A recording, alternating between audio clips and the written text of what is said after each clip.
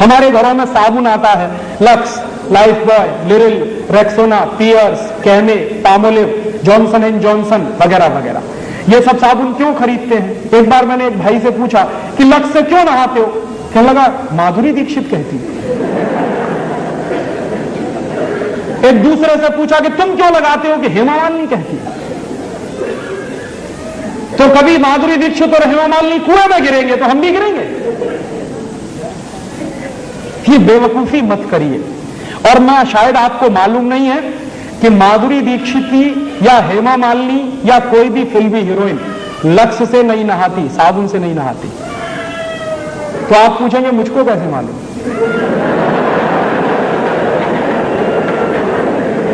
मुझको पता चला अभी कुछ दिन पहले बंबई में मेरा एक व्याख्यान हुआ था जुहू में। और जुहू वो जगह है जहां हिंदुस्तान के ये फिल्मी हीरो हीरोइन ज्यादा रहते हैं। व्याख्यान कैसे हुआ? एक कोई फिल्मी हीरो है, उनका नाम है धर्मेंद्र। उन्होंने मेरे व्याख्यान के कैसेट सुने। मेरे व्याख्यान के कुछ 10 कैसेट निकले हैं, तो उन्होंने सुने और उन्होंने तुरंत फोन किया कि मैं राजीव दीक्षित से बात करना चाहता हूं। मैंने कहा मैं बोल रहा हूं। तो कहने लगे आपके 10 कैसेट सुनने के लिए मैंने 10 घंटे गाड़ी चलाई और घर नहीं गया जब तक कैसेट खत्म नहीं हुए। मैंने कहा बहुत अच्छी बात है, क्या लगा आपको? मैं आपका एक व्याख्यान करना चाहता हूं। मैंने कहा जरूर करिए, मैं आऊंगा। क्या आपकी फीस क्या है? मैंने कहा मैं फीस नहीं लेता कभी व्याख्यान के लिए। कहने लगा अच्छा फिर तो मुझे खुशी है, आप आइए। मैंने कहा जरूर आऊंगा, एक ही शर्त है कि जितने फिल्मी हीरो हीरोइन है उनको सबको बुलाइए ज्यादा से ज्यादा। तो उन्होंने कहा मैं कोशिश करता हूं। तो क्या हुआ, उनका एक बंगला है लोनावाला में, पूना और बंबई के बीच में, वहां उन्होंने व्याख्यान रखा।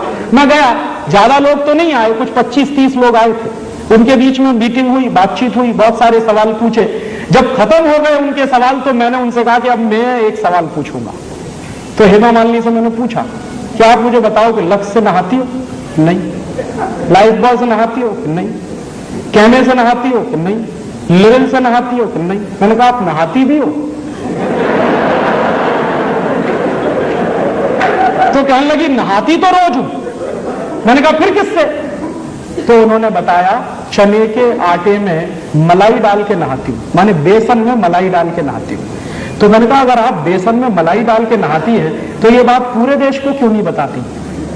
कहने लगी डर लगता है। मैंने कहा क्या डर लगता है? कि अगर हिंदुस्तान की सभी बहनों ने बेसन में मलाई डालकर नहाना शुरू किया तो सब हेमा मालिनी हो जाएंगे। तो मेरी तो कुर्सी खतरे में पड़ जाएगी। तो आप ये जान लीजिए कोई भी फिल्मी हीरोइन साबुन से नहीं नहाती। क्यों? उसका कारण है जितने साबुन हैं वो बनते हैं कास्टिक सोडा से, और कास्टिक सोडा शरीर की त्वचा के लिए बहुत खराब होता है। और आप ये चाहें तो प्रयोग करिए, साबुन से नहाइए, नहाने के 20 मिनट के बाद जब आपका शरीर सूख जाए तो नाखून से ऐसे लाइन खींचिए, सफेद रंग की लाइन खींचेगी। और आजकल ठंडी का दिन है, साबुन से नहाइए, 10 मिनट बाद आपका पूरा चेहरा सफेद सफेद हो जाए। क्यों? उसमें जो कास्टिक सोडा है वो आपकी शरीर की त्वचा से चिपक जाता है, चाहे जितना पानी डालिए धुलता नहीं। इसलिए साबुन सबसे रद्दी चीज है। तब आप पूछेंगे बेस्ट क्वालिटी क्या है? बेस्ट क्वालिटी है मुल्तानी मिट्टी। मिलती है अभी भी इस देश में, खरीद लाइए बाजार से। क्या करें उसका?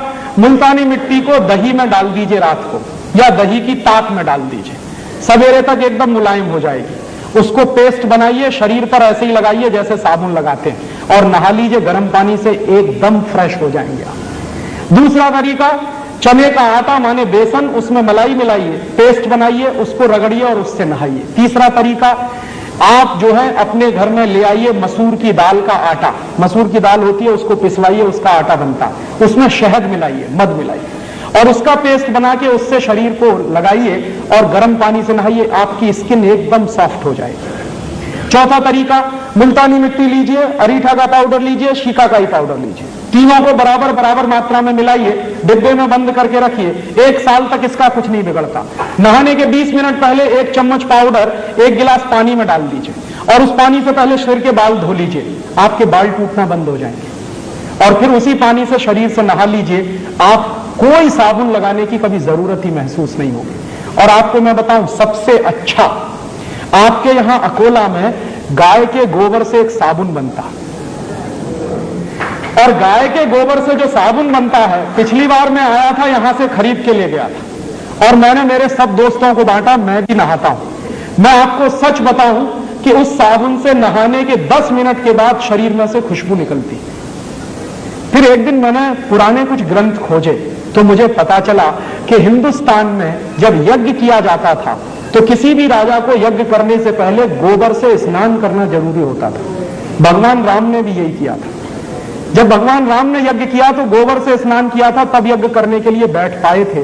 तो शास्त्रों में इसका वर्णन है और गोबर से स्नान करना बहुत ऊंची बात है। आपके घर में अगर देसी गाय है तो उसके गोबर से आप सीधे स्नान कर सकते हैं, नहीं है तो आपके अकोला में बनता है इतना अच्छा साबुन, और अगर आप वो खरीदेंगे तो पैसा कहां जाएगा? अकोला का पैसा यही रहने वाला है। और वो साबुन यहां के किसी गौशाला में बनता तो आपका दिया गया पैसा जाएगा कहां? गौशाला में जाने वाला। उस गौशाला को चलाने वाले कुछ भाइयों को रोजगार मिलेगा। और मेरी तो कल्पना है कि ऐसी गौशालाएं गांव गांव गली गली घर घर में खुल जाए और उनमें से ये गोबर निकलेगा, साबुन भी बनेगा, दूध बनेगा, घी निकलेगा, क्या क्या नहीं होगा। पूरे हिंदुस्तान की अर्थव्यवस्था बदल सकती है। तो आप ये फालतू के साबुन खरीदना बंद करिए। मुल्तानी मिट्टी से नहाइए, अरीठा, शिकाकाई, मुल्तानी मिट्टी के पाउडर से नहाइए, या फिर चने के आटे से नहाइए, या फिर आपके गांव में जो गोरस का गोबर से साबुन बनता है उससे नहाइए। हिंदुस्तान का हर साल हम सैकड़ों करोड़ रुपया बचा सकते हैं। ये मेरा आपसे एक छोटा सा निवेदन है। और ऐसे ही एक निवेदन और है कि कभी भी अपने घर में फेयर एंड लवली मत लाइए, क्योंकि ये फेयर एंड लवली के बारे में कहते हैं गोरेपन की क्रीम। अब आप मुझे बताइए कि अगर फेयर एंड लवली लगा के सब गोरे हो जाते तो दक्षिण भारत में तो कोई काला नहीं होना चाहिए। आप एक नहीं 100 फेयर एंड लवली लगाइए, आप जैसे हैं वैसे ही रहने वाले हैं। भगवान ने जैसा बनाया है हम बहुत अच्छे हैं। इस फालतू के चक्कर में मत पड़िए। क्यों? क्योंकि ये सुंदर बनने का टेंशन दुनिया का सबसे बड़ा टेंशन है। और आप एक चीज और जान लीजिए, सुंदर लोगों को याद नहीं किया जाता, जो लोग देश और समाज के लिए काम करते हैं उनको याद किया जाता। और भारत में तो शरीर की सुंदरता नहीं, आत्मा की सुंदरता देखी जाती है। यह शरीर आज है कल नहीं रहेगा, सबको जाना है, सबको बूढ़ा होना है। आज आप सुंदर हैं कल नहीं रहने वाले हैं। शरीर के चक्कर में फंस गए तो जीवन बेकार हो जाएगा। भारत का अध्यात्म यही कहता है। इसलिए आत्मा को सुंदर बनाइए, अच्छे काम करिए, आप खुद ब खुद सुंदर होते चले जाएंगे। तो सुंदर बनने के लिए कॉस्मेटिक्स की जरूरत नहीं है, सुंदरता तो कर्म से आती है। इसलिए घर में ये कॉस्मेटिक्स लाना बंद करिए। हजारों